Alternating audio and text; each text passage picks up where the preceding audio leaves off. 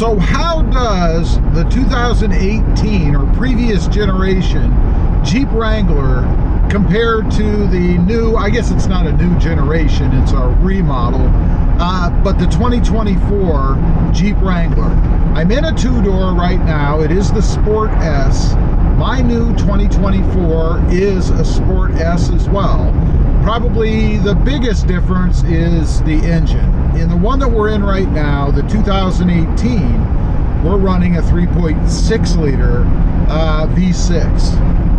I believe it's the 3.6 liter, but regardless, it's a 6-cylinder versus my 2-liter 4-cylinder turbo.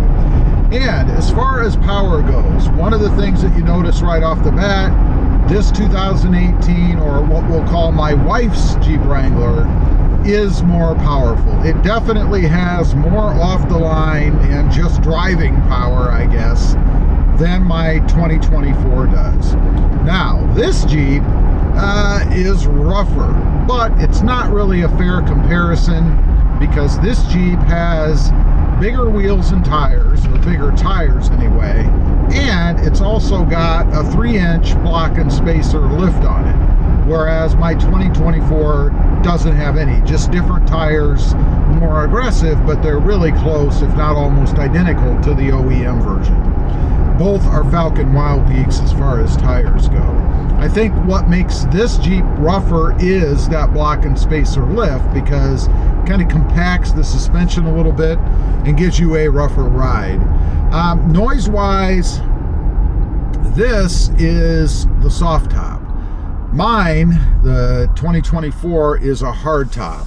You definitely can tell a difference when it comes to sound. I hear a lot more inside this Jeep than I do mine. So if you're looking and you're trying to decide between a soft top and a hard top, just beware, you're going to hear a lot. I can hear the top occasionally slapping against the roll bar. I can hear more noise. I can hear the top up above here kind of slamming against its frame once in a while. You may hear some of that. It really depends on the wind.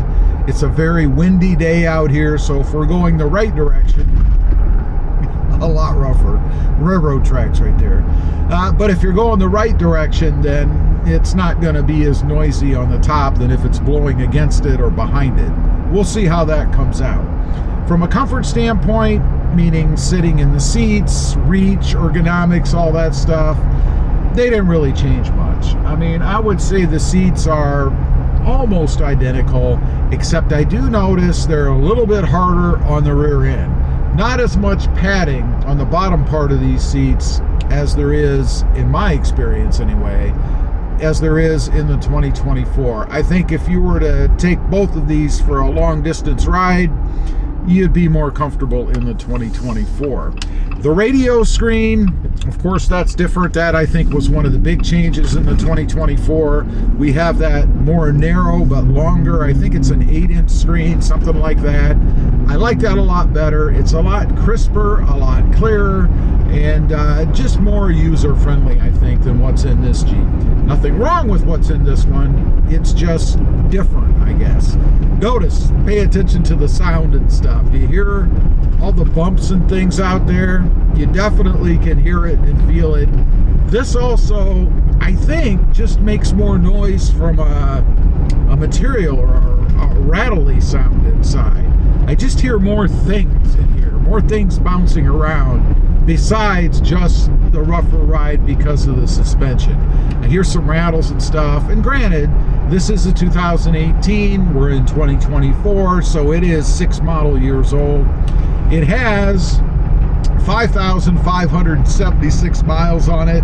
I know, it's like brand new, right? She doesn't drive it a lot, so it's not going to get a lot of miles on it. It should be almost like new when it comes to that. So it's pretty much what it would have felt or sounded like, except for the suspension 6 years ago. Now, let's talk about fuel economy. I looked at this before we took off. I want to arrow back over and let you guys know where I'm at right now after driving just for a few minutes. Let's see if I can find it here on the screen. I should be able to. Yeah, 9.8 miles per gallon. Now, in all fairness, that number represents a lot of moving in and out of the garage, not any distance or anything. Currently, for what I'm driving, you know, it has that little current display. It shows about 23 to 18 miles per gallon. Realistically, I think it's probably somewhere in the 14 to 16 mile per gallon range. That seems to be where we were at when it was being driven more frequently and for longer distances. Definitely less than the 2024. I'm getting upwards of 18, maybe to 19 miles per gallon, something like that. Not that the Jeep should be, or is rather, a hyper miler. We all know it's not, especially the V6 naturally aspirated. There is no turbo in here. Now, from a visibility standpoint, did Jeep really change anything? No, I would say not. I think from a visibility standpoint, everything is pretty much the same in here. It's not like I have any big blind spots or anything like that. So pretty much the same otherwise. I mean, obviously it is a two-door Jeep and it's always going to be a two-door Jeep. So you really wouldn't expect to see anything funky or weird as far as that goes. Now, I do want to talk about the auto stop a little bit because recently I changed the battery in this Jeep because I believe the battery, the auxiliary battery for the auto stop was failing. And if you didn't know, you have two batteries in the Jeep. The main big battery that we all know, and then another smaller, like garden tractor size battery that sits down below the fuse panel. That normally lasts about 3 years.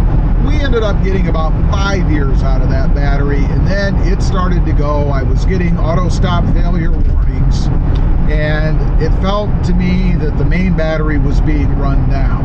And that's what happens when the auxiliary battery goes bad. It's like a vampire system. It will pull current, it will pull charge from the main battery to keep itself alive. When it goes bad and it can no longer hold charge, we'll continue to do that until it drains your main battery down. What I did is I disconnected it from the system. I removed the negative terminal for it, and I also popped a fuse, it's fuse number 42, to take it out of the system. Now, I will let you know, in doing that, you don't eliminate the auto stop system. The auto stop system, unfortunately, is still alive and well. It just runs off of the main battery solely as opposed to that auxiliary battery. I think the auxiliary battery is really just a little extra oomph, if you will. More designed for auxiliary features. Like if you have that little panel down below in the center column area, that really has a lot to do with that auxiliary function there. And you'll find that out if your auxiliary battery goes bad. That little bank of switches is not going to work. So disconnecting the auxiliary battery from the system does not eliminate auto stop. What it does is takes that auxiliary out of the system so that it can no longer draw voltage, current, charge from your main battery. The auto system function still works. It happened already while I've been out on this drive, and I was really surprised at that. I thought that disconnecting that auxiliary battery would eliminate the system. It does not. So just beware if you think that disconnecting the negative terminal and removing fuse number 42 is going to get rid of the function. It is not. Overall, it's pretty much the same animal. I wouldn't say there are a whole lot of differences between the two model years, the redesign, and then the previous version, if you will, other than the engine size, and it may be just a hair smoother rather, and of course, that bigger, different infotainment system. Leave a comment. Let me know if you've gotten a new Jeep recently. What do you think of it? Do you like the changes? I'd just be curious to know. Thanks for watching. Stay safe out there.